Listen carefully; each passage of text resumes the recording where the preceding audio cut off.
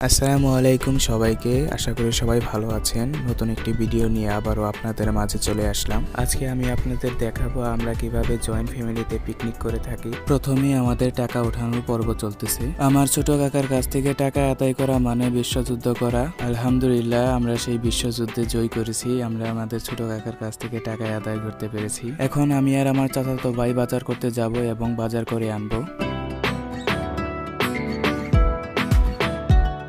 আমাদের বাজার করে আনা শেষ। এখন আমি আপনাদের বলবো আমরা কি কি বাজার করলাম। প্রথম অবস্থায় দেখতে পাচ্ছেন মুরগি এনেছি, এরপর মুরগির মাংসের মশলা, এরপর ধনিয়ার গুঁড়া, এরপর হচ্ছে ফুলকপি, এরপর ম্যাগি মশলা, এরপর শুকনা মরিচ, ধনিয়া পাতা, তেল, এরপর আবারও ধনিয়া পাতা, ডাউল, এটা হচ্ছে ডাউল, আলু, সিম,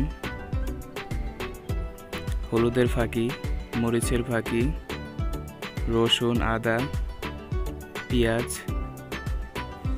এরপরে হচ্ছে আলু, আবারও কাঁচামরিচ। এগুলো আবার পর্যবেক্ষণ করছে আমার চাচাতো বোন, দেখতেছে সবকিছু ঠিক আছে কিনা।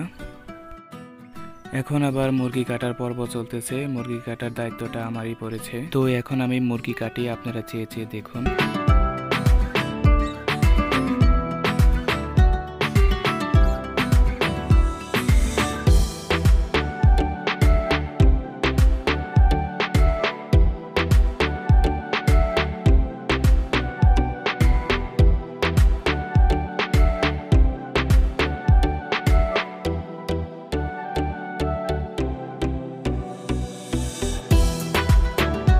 এখন আমি আদা রসুন পেস্ট করতেছি।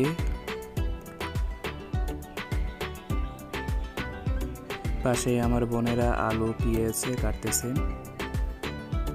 এখন আমার চাচাতো ভাই বাড়ি বাড়ি গিয়ে চাল উঠাচ্ছে। এগুলো আসলে অনেক মজার। যারা আসলে শহরে থাকে বা পরিবারের সবাই একসাথে থাকে না, তারা আসলে এসব ব্যাপার অনেক মিস করে থাকেন।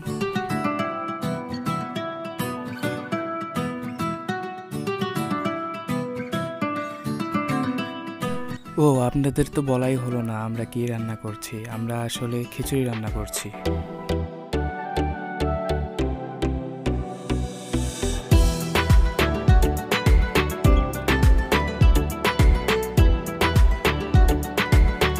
আমাদের মাংস কষানো প্রায় শেষ।